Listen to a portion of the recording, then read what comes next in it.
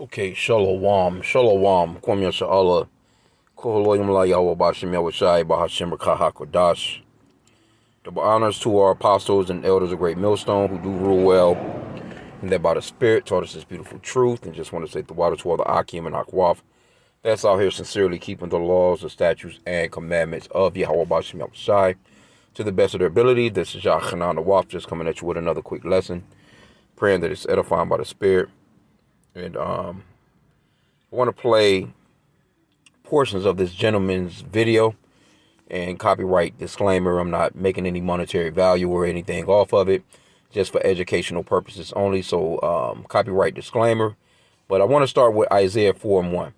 It says, "And in that day 7 women shall take hold of one man, saying, we will eat our own bread and wear our own apparel. Only let us be called by thy name to take away our reproach." So this scripture, when it comes to life, and it's coming soon, there's going to have to be some pretty fucked up things going on out here to make a woman fall from these videos, the videos that I'm about to show you, to, to come to this point that, hey, look, I'll do everything for myself. I don't even need you to even do nothing else. Just take away the reproach from my name, so to speak. You know what I'm saying? And so I was watching this video, and credits to this brother Anthony Spade.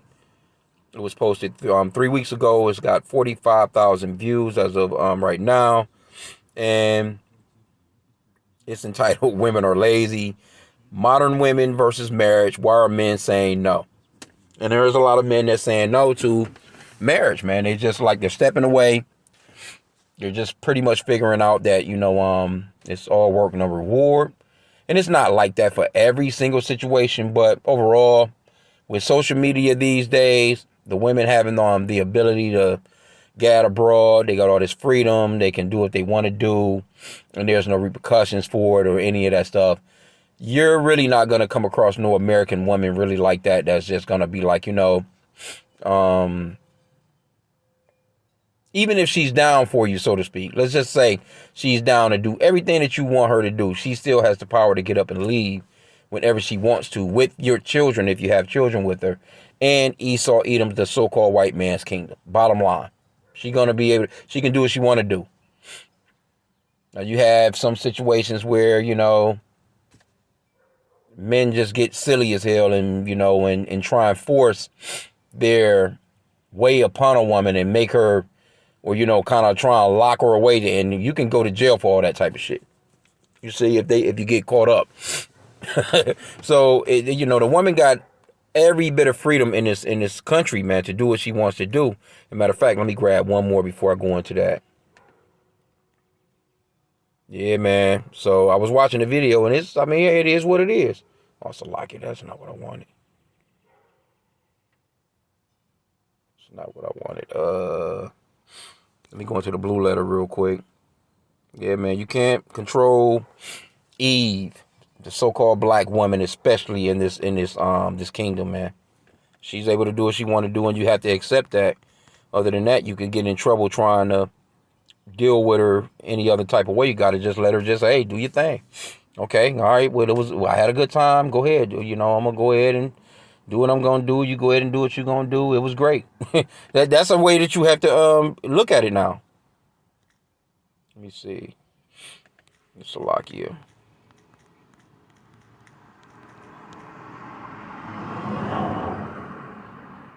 It's really supposed to be, no woman can pass a man. You're living in the days where Esau has given women that ability to, get abroad, and they can do what they want to do. Jeremiah 31:22, "How long wilt thou go about, O thou backsliding daughter? For the Lord Yahweh hath created a new thing in the earth. A woman shall compass a man." And that's the days and times that you're living in. But there's going to come a point where Isaiah 4:1 is going to kick in. And it's going to have to be horrifying out here. Or things are going to have to be really, really bad, considering how proud women are in America and all these different places right now, for them to actually not care about you having 7 other or 6 other women. And it's, you know, that word, that number goes into completion. So it could be well over 7 women, 100 women, 20, 25, 30, 40, 50. You know what I'm saying? So let's just go off into some of the video, and you're going to see, you know, what pretty much overall what's being dealt out here. And women are catching the bad end of the stick. You know, you kind of, you know, feel for them a little bit, but there's nothing we can do, you know, because this is just where it's at. This is the height of this kingdom being about to fall. You know what I'm saying? There's nothing you can do about it. It's prophecy playing out, and it's clear that women are very, very proud, and, you know, pride comes before destruction. That haughty a fall comes before, you know what I'm saying, a haughty look, roughly paraphrasing. But let's play some of this.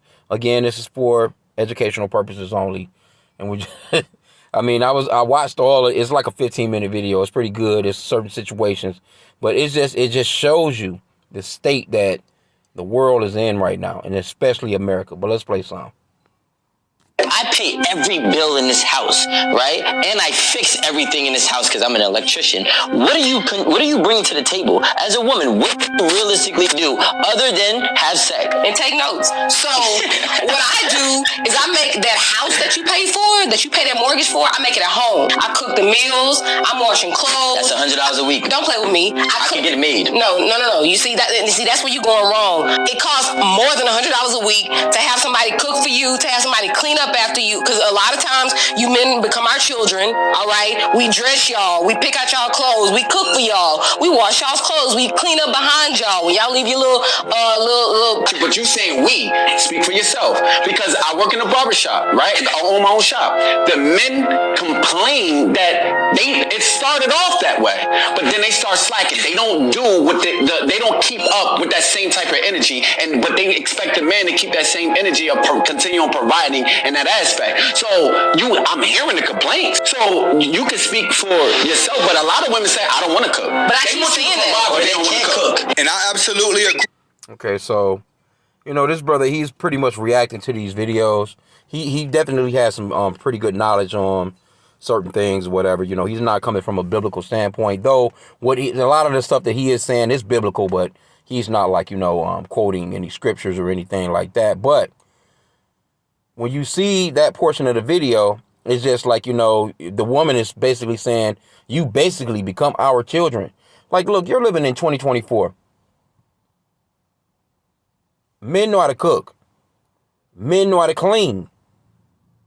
Men know how to take care of the household. But men also know how to do an oil change, know how to change a tire on a car, know how to do a damn tune-up, you know. Know how to check the fuse box if the breaker goes off or something and the lights goes out, you know. Know how to climb the roof and put some damn shingles on, whatever the case may be. You know what I'm saying? But you got women that's acting as if men are just so damn. But you know what? The reason why she's able to say that is because they're raising the young men to be dependent like that. You see? They're raising the young men to be like that. And I can remember when I was younger, my dad would always say, you know, well, hey, man, you need to learn how to cook for yourself because you can't depend upon people to wait on you like that.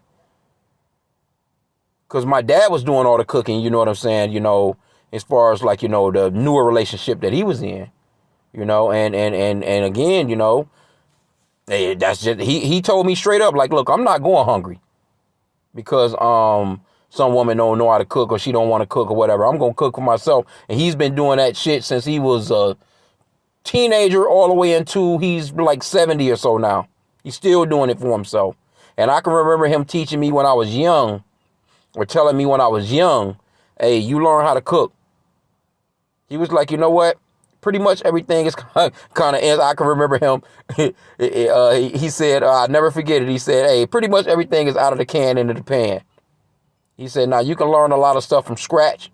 You know what I'm saying? But, you know, a lot of stuff, you know, you can do on your own. Don't trip on it. You know what I'm saying? But learn how to cook and learn how to do certain things on your own. And I grew up in the South where I watched, you know what I'm saying, my grandparents, because that's who I grew up with, my grandparents on my mom's side. And me seeing a household with a woman and a man in it, or man and woman in it, was with my grandparents. And I noticed how my grandmother treated my grandfather. You know what I'm saying? My grandmother, I never seen my grandfather in the kitchen ever, pretty much. Or not, definitely not at a stove. I never seen him cook anything in my life. You know what I'm saying? As I was growing up with him, I never seen him. He might come in there and grab a beer out of the refrigerator if it was Sunday, you know what I'm saying, and everybody was going to church. But overall, he would come home, he'd kick his feet up, literally kick his feet up. And I grew up, you know, in Alabama, so, you know, he have his cowboy boots on. I never seen him wear anything other than cowboy boots, cowboy hat. He's from the old school of Southern. But he never done anything. My grandmother, if he came in late, she would always have his food on warm in the oven. She woke up early as shit, got him his coffee and whatever it was that he needed. And matter of fact, even the boys of the house, because we had a pretty fairly large household, you know, and, you know, of course, you know, a lot of the children kind of fell back on the grandparents. Well, my grandparents, they was able to take care of us, and it was a beautiful thing, you know what I'm saying? That's where I learned a lot of Christianity stuff from, so to speak. And my grandmother, she kept the Sabbath. She kept a lot of the laws, statutes, and commandments of the Bible, you know, just not according to knowledge, so to speak. But she had a Christian household, so to speak. She didn't allow her daughters to wear pants. They all wore dresses. She always wore dresses. But what she would say, she wouldn't allow the boys in the kitchen. We was never allowed in the kitchen.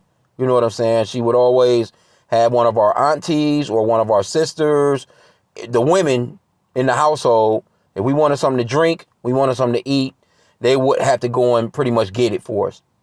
And that was the way that I grew up in Alabama. So that was my way of seeing how a household is actually ran, you know, as far as like, you know, from a mother and father aspect, as male or female, from the old school. Because like I said, this was Alabama. This was like, you know, back in the days. And of course, my grandparents, you know, they had passed away and have gone on, you know what I'm saying, to the spirit world. Could be back through a generation. Who knows? But, you know, I could just remember those times. You know, the women done all the cooking and cleaning, but we done all the labor. We cut the grass. We painted the house. We done all physical work. We done all the work. So when we came to the door, you know, before coming into the house, you know what I'm saying, whatever, my grandmother would, you know, they would already know, you know, to basically serve us. Are you hungry? Are you thirsty? Whatever. You know what I'm saying? So we didn't do any of the things of the household. We would do all the major physical lifting and doing all that stuff like that. And that was me as a young teenager. You know, I started working when I was maybe about 8 years old or something like that, 9 years old in the fields in Alabama. I done a lesson on that last night. You know, I used to get up early, you know, go to the fields and shit. My grandmother, hey, you was going, you know, she made sure that you got up and you went to one of those fields and made some money. That's just how she was with me and my brothers. You know what I'm saying? The young men of the family. You know what I'm saying? You get up, you make some money. You know, you going to do some physical work. And she taught us how to, you know, do those particular things while my grandfather was out on the road because he used to drive 18-wheelers. But anyway, I just wanted to touch on that, you know what I'm saying, real quick. I kind of gave an illustration of that last night. You know, in one lesson that I done, but this right here with her just thinking that men don't know, cooking is nothing these days, and you really don't even need to cook. I mean, you know, hell, you can have Uber Eats if you can afford it. You can go to the supermarket, Walmart, go through the meat aisle and grab you something, and grab you, you know what I'm saying, some fresh vegetables or whatever, and you can literally go on YouTube and look up a menu or a recipe and cook the food. So we don't need women to cook food. We don't need you sweeping no floors. We don't need you wiping down nothing. You know what I'm saying? And it's kind of crazy that this is all that she was pretty much putting together. And then she went off into further into the video, you know, or, you know, her next part of the segment, which I'm just going to play. We'll just play it. And like I said, this guy, he's going to, you know, kind of give his commentary, which I want to just kind of breeze over. I want to just get to the next portion of the video. Let's see here. So let's go back. We're going to start from here. Continuously having sex with them, then they don't feel the need to compete for his heart. So don't say we then. Yeah. Okay, well, let's backtrack. I make a house a home. Okay. All the furniture you get to come home and lay up on, I pick that shit out. That's right. You know what I'm saying? When the paper towels go away in the bathroom, you know who goes to the store to get them? You know who gets on Amazon to get that? All the shit that you don't even think about that makes your life easier, I do that. Let me ask you a question, right? Everything that you're telling me can be bought. Guess what? I can have an assistant order me paper towels and toilet paper and groceries on Amazon. Actually, I get Whole Foods delivered to my house weekly. It's a subscription.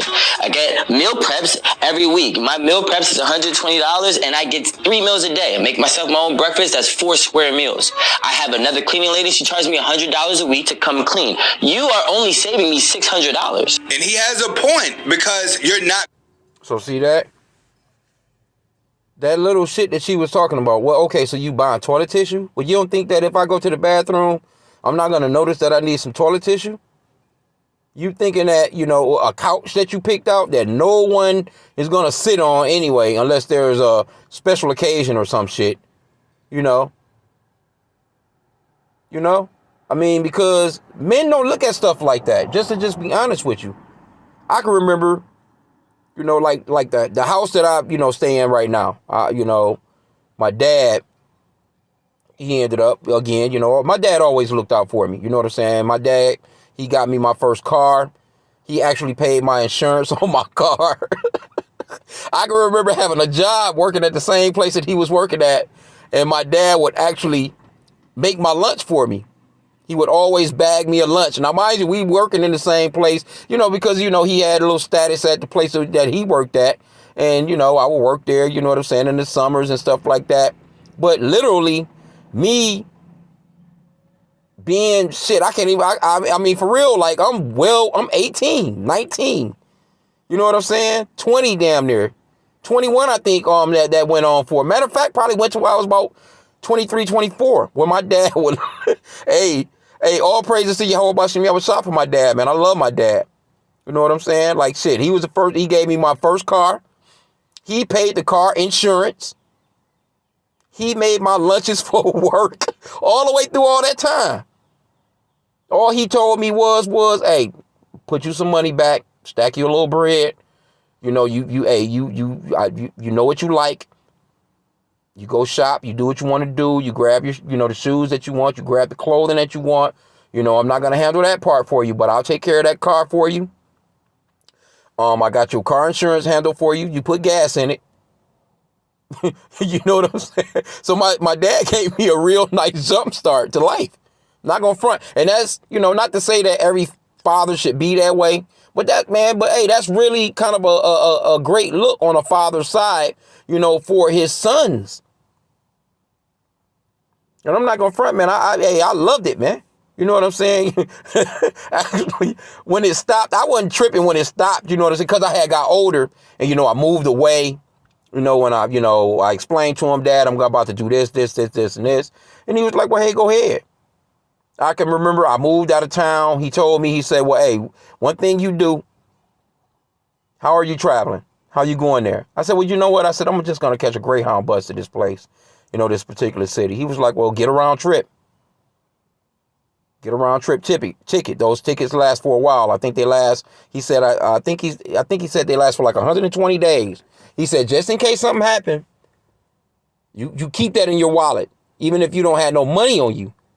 But if you do need anything, you call me and I'll get it to you. But just in case, that ticket, you can go right back to the Greyhound station and you can get on a bus and you can come right back home.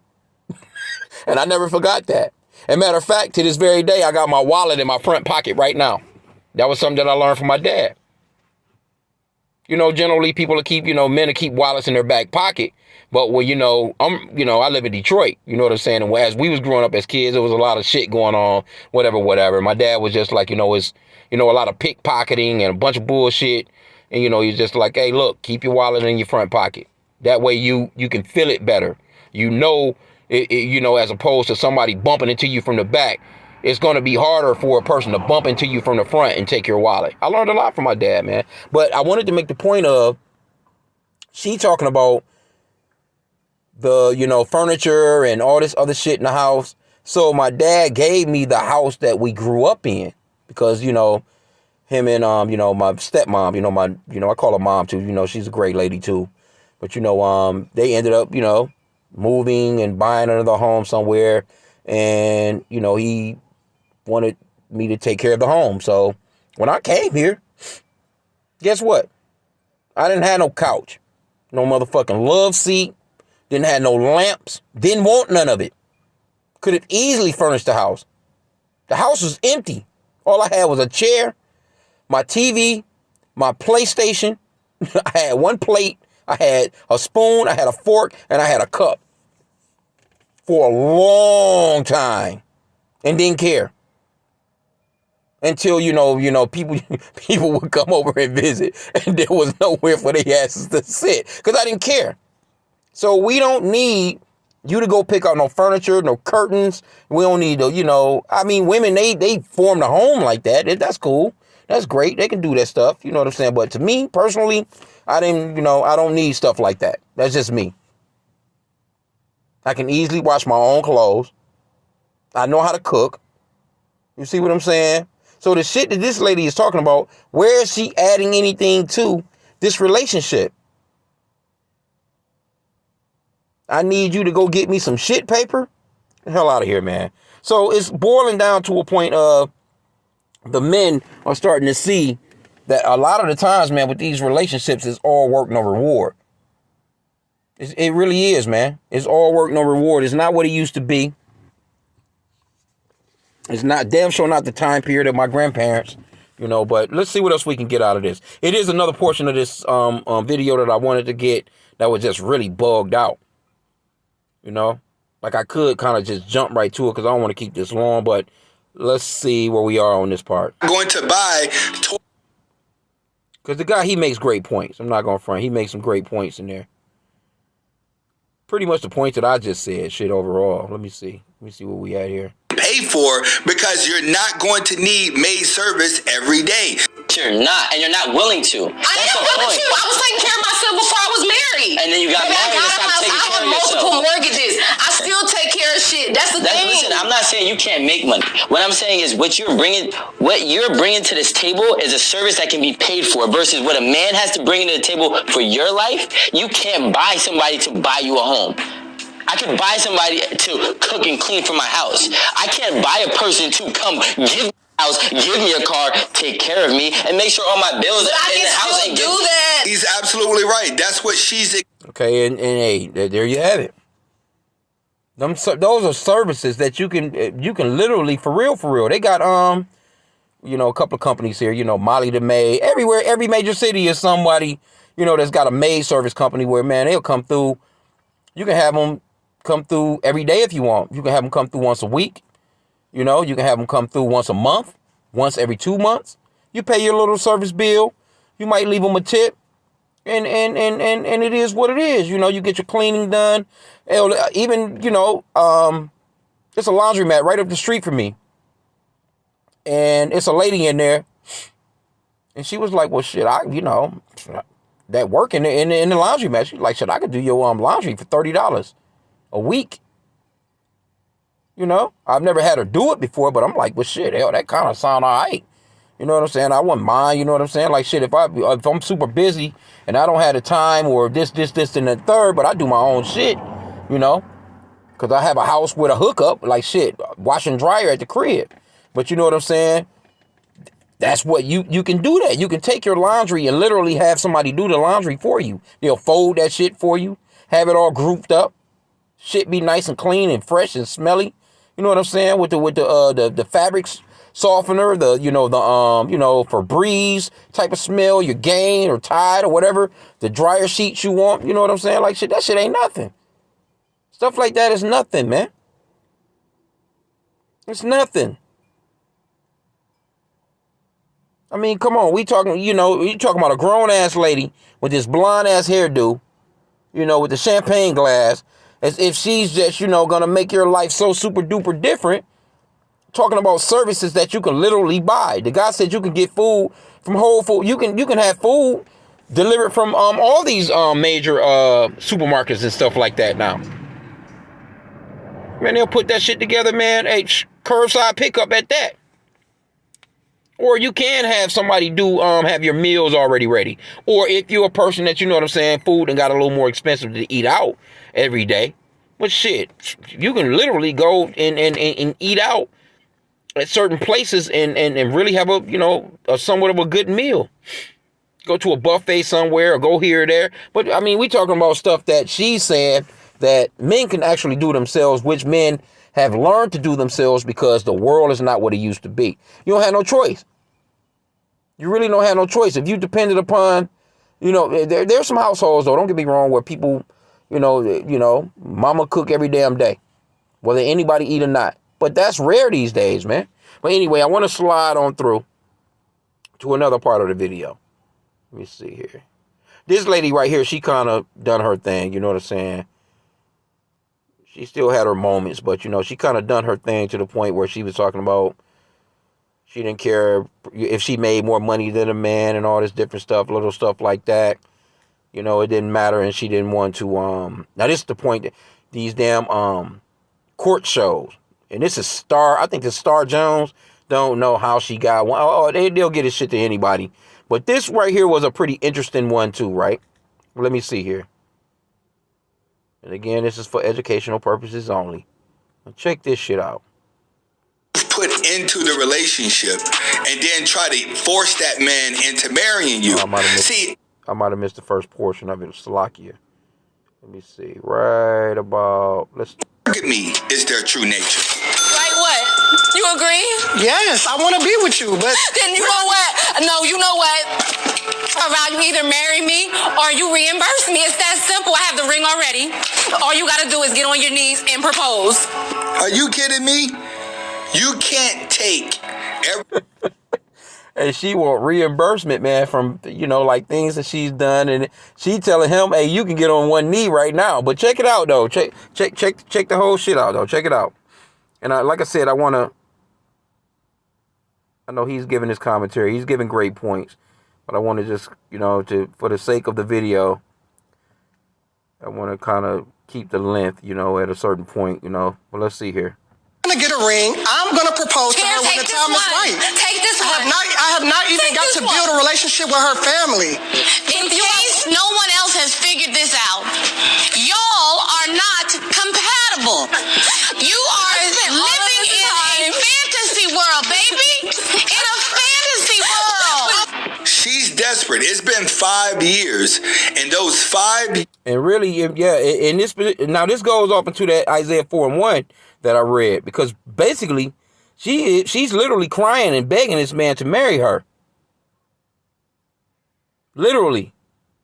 This is what's going on, but check it out. Let's go, let's go a little further into it. Check this out. Check her out. It gets juicier. With her childhood, which goes back to the parents. I don't blame them. And you are not going to sit here on this room with me and cry over somebody that does not deserve your tears. See that? All the so-called black women, they clapping. The judge is up there like, I'm not going to allow you to sit here and cry for somebody that don't deserve your tears. Like, this nigga is just, he's nothing. He's nothing. But check it out. Let's go on further. Check it out. Absolutely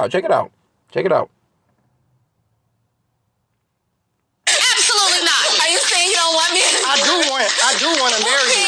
Your Honor, I have one more thing to say, and I did not want to bring this up.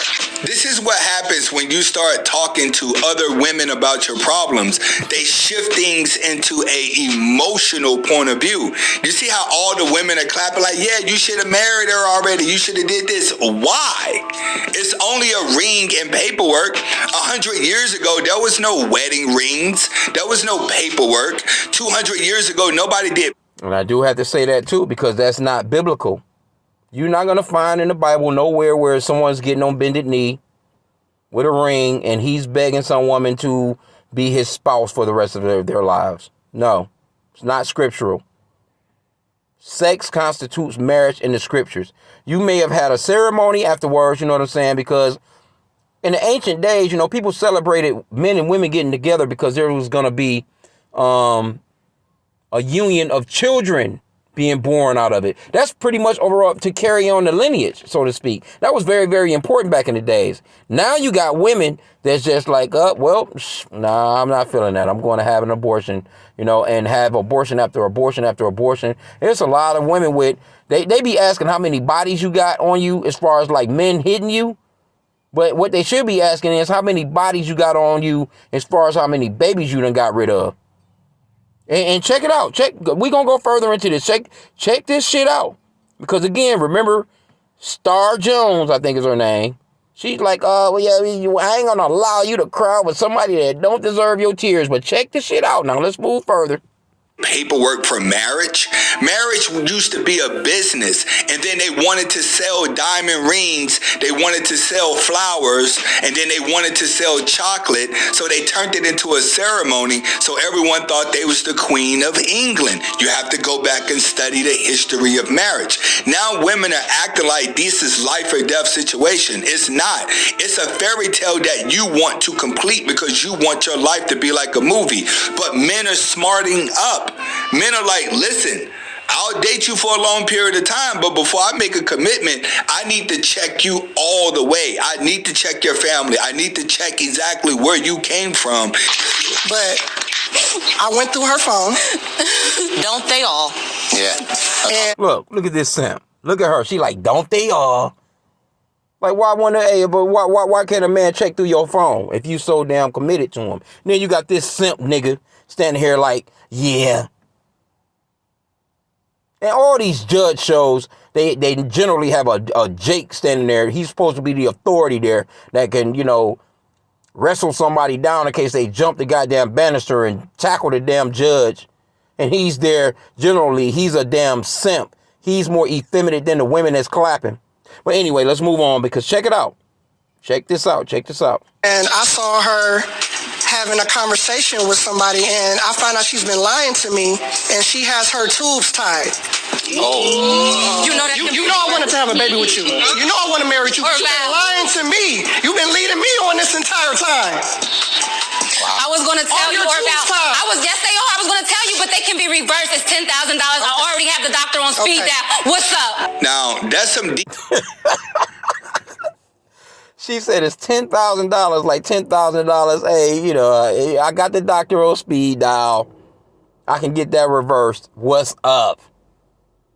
But all this time, now mind you, we gonna move a little further into it. Let me skip past the brother's commentary real quick, because he was making some great points, but I just want to get to the point. She should have told him she wrong for that. But she was being smart. She wasn't going to go out here and just have kids. So you got to give her some credit for that. What's up? Now, well, we ain't giving no credit for that because you know what? If she had her tubes tied, then guess what she was doing? She was bouncing from nigga to nigga. They busting it all off into her, you know, raw. I can't get I can't, you know, you already know. You know what she was doing. This guy, so like I said again, so you know, he's making some points, but from a biblical standpoint, he's not coming with it, man. You know what I'm saying? And overall, she's just committing adultery over and over and over again. But you know, with women, the very first man that you get with, because sex constitutes marriage, that's your husband for life. And you're not supposed to deal with nobody else unless he dies. Unless he passes away, you're not supposed to deal with anyone else. He's supposed to be with your husband for life, man. Anyway, but check it out, though. It goes further. Check her out. While the judge was talking all that shit, she got the security guard, you know, co-signing. The women in the audience is clapping, or, you know, whatever this is Zoom or whatever. I'm assuming around the time probably when COV19 was going down, because you can see everybody is on the TV screens or whatever, the monitors, whatever, right? But check it out. It gets juicier. I have the doctor on speed dial. He can reverse those. He can reverse that. That's easy. So, Miss Thompson, to be honest with you, if you've been saying you wanted to have a baby and he found out X amount of months ago, how long did you have that procedure? How long ago? 20 years ago. How many? Oh my. What? Let me back that up a little bit. Now look at the officer. Where's all that talk now? Where's all that, Let's go back. Here we go. Let's see. X amount of months ago. How long did you have that procedure? How long ago? 20 years ago. How many? Bomba. 20 years ago, you had to proceed. I'm going to end it right there, man. Because I'm thinking like, they don't look really old like that. You know what I'm saying? So if she had that procedure 20 years ago,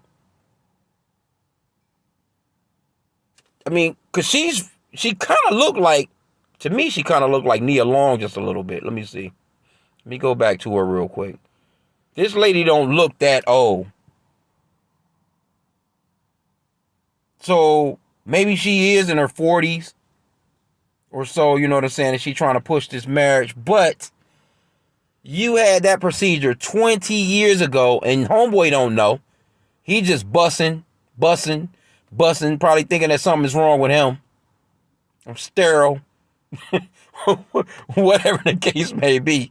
But 20 years ago, you don't let the man know about the shit. So that means that, hey, she hit that wall real hard. She hit that wall. And now all of a sudden you can see what's popping, And Jake got to just stop being damn simps, man, and effeminate, man. You know what I'm saying? With that effeminate ass, gird yourself like men, man, according to the scriptures, man. All that effeminate shit, the Lord not dealing with that. Matter of fact, the scriptures talks about how, let me see, no effeminate will make the kingdom of Yahweh Bashim Yahushai, man. And that's those, those womanly like traits, man. Because, every brother don't have the deepest voice. But this guy, he do kind of seems, he kind of gives me the vibe of being effeminate, though. You know what I'm saying? 1 Corinthians 6:9, it says, know ye not that the unrighteous shall not inherit the kingdom of God? Be not deceived, neither fornicators, see? Nor idolaters, nor adulterers, nor effeminate, nor abusers of themselves with mankind. Let me go off into it to get the rest. Nor thieves or covetous, nor drunkards, nor revelers, nor extortioners shall inherit the kingdom of Yahweh. See? And and she fits so many of these things, and he fits a few of these things. You know what I'm saying? Or, I'm just looking at it from the effeminate side from him. But she's definitely a fornicator. She's an adulterer. Because you're not trying to tell me 20 years ago you had your tubes tied. You don't have no children. Why was you having your tubes tied? Because obviously you was trying to have some sex. You know what I'm saying? You didn't want to get pregnant, hey, I mean, it is what it is, man. I just wanted to touch on this for a hot sec. But that Isaiah 4:1, it's coming, man. That Isaiah 4:1 is about to hit so hard out here. Because she's literally crying. The whole, she's in the court, basically begging him to marry her. And he like, well, it's a few things that I found out, like, and they call it, pretty much overall common law marriage here in America. When you live with somebody, in the South, it used to be 7 years. If you was with somebody for living together for 7 years or above, you was by common law, you were married. But sex constitutes marriage. So whoever she had sex with first in her life, that's her original husband. And that's why, we're called pretty much a generation of adulterers. Because all of us have committed adultery. Because we're sleeping with women, that have been with men. They got children already, vice versa, and it's an ongoing thing, and that's rampant throughout the earth. It was never supposed to be that way. And it's more women on the planet than there are men for a reason. Because men are, biblically can have multiple wives, but women can't have multiple husbands. So what's going to happen is when the kingdom comes, it's going to revert back to the old way. Women are not going to be out here gadding abroad and bouncing the asses on top of cop cars and, eyelashes on and lips popping and shit and tits out. No, ain't going to be none of that stuff in the kingdom, man. They're going to be subject to their husbands. And they're going to be glad to deal with the man's extra wives that he's going to have. However many he have. Because again, that number 7 goes into completion. When, in Isaiah 4:1, where it talks about 7 women shall take hold of one man. That's going to be completion. So that man might have 100, 200, 300 wives. Easy. So, I just wanted to just touch on this real quick. All this shit is about to be out of here. Ain't going to be no woman talking about having no damn tubes tied, because it was a shame for a woman to be barren in the ancient days. That was a shameful thing for a woman to not have children. And especially to not have a son to bear the name of their father, to carry on the family lineage. That was an embarrassment. But these days, women just going out, man, getting popped. Letting everybody run off into them raw. They going in and they getting an abortion per weekend. They even got what they call it, the morning after pill. You can go to a damn vending machine and get the shit. So Esau, Edom's kingdom it must fall. It's just complete wickedness. There's nothing righteous about this place. And Joe Biden, he fighting hard for you so-called blacks, Hispanics, and Native American women to go and delete the babies, man. Which is the nation of Israel. He's fighting hard. You're not gonna be thinking on that level when the new kingdom comes. You're gonna be happy. Everyone is gonna be happy around you that there's gonna be a new Israelite coming into the world. So I just wanted to touch on that real quick. I pray that the lesson was edifying. Kwame Shalom.